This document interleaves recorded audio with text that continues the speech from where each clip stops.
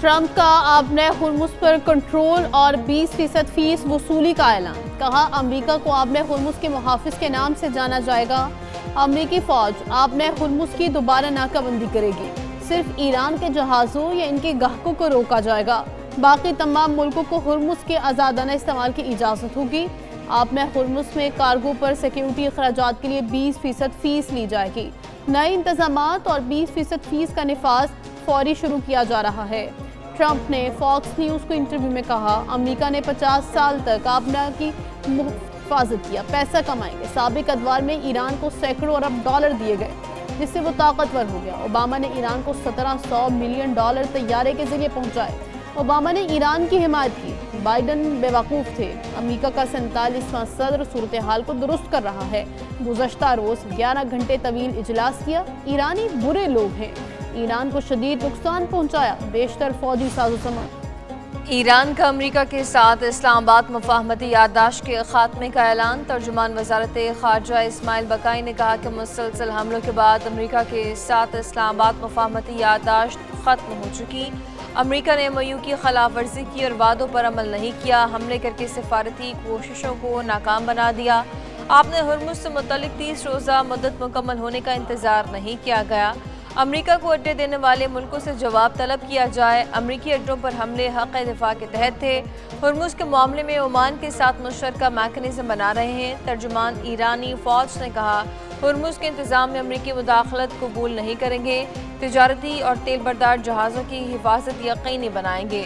امریکہ کو معاونت ایران کے خلاف جنگ تصور ہوگی، جنگ پھیلی تو پورا خطہ لپیٹ میں آ جائے گا۔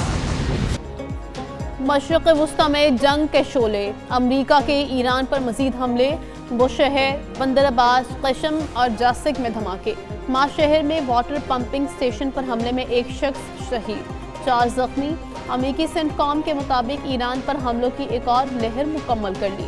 دفاعی نظام، ساحلی ریڈارز، میزائل اور ڈرون صلاحیتوں اور چھوٹی کشتیوں کو نشانہ بنایا۔ خوزستان کے 8 مختلف علاقوں پر گولہ بارود برسایا گیا۔ آبِ ہرمز میں تجارتی جہازوں کی آزادانہ نقل و حرکت یقینی بنانے کے لیے تیار ہیں۔ ایران آبِ ہرمز پر کنٹرول نہیں رکھتا۔ جہازوں پر حملوں کی ایرانی صلاحیت مزید کمزور کرنے کا سلسلہ جاری رکھیں گے۔ 24 گھنٹے میں امریکی فوج سے رابطہ کر کے 20 تجارتی جہاز آبِ ہرمز سے گزرے۔ ایرانی میڈیا کے مطابق اتوار کو ہونے والے امریکی حملوں میں ایک فوج بحرین اور کویت میں ایک بار پھر سائرن بج اٹھے۔ وزارت داخلہ بحرین کے مطابق فضائی دفاعی نظام ایرانی حملوں کے خلاف متحرک ہوا۔ دھماکے میزائلوں کو ناکارہ بنائے جانے کی وجہ سے ہوئے۔ شہریوں کو محفوظ مقامات پر رہنے کی ہدایت کی گئی۔ کویتی وزارت دفاع نے بھی پھر سے ایرانی حملوں کا الرٹ جاری کر دیا۔ مختلف علاقے سائرن سے گونج اٹھے۔ اردن کی فوج کا ایران کی جانب سے داغے گئے 4 میزائل فضا میں تباہ کرنے کا دعویٰ۔ دفاعی کارروائیوں کے دوران کوئی جانی یا مالی نقصان نہیں ہوا۔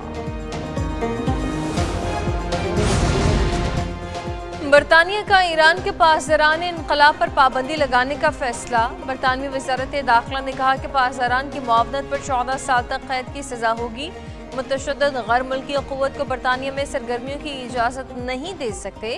Islamic movement of companies of the right اور GRU والنٹیئر کار بھی کالعدم تنظیموں کی فہرست میں شامل۔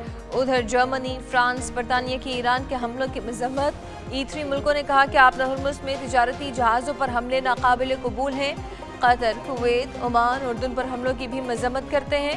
جنگ بندی بحال کر کے مذاکرات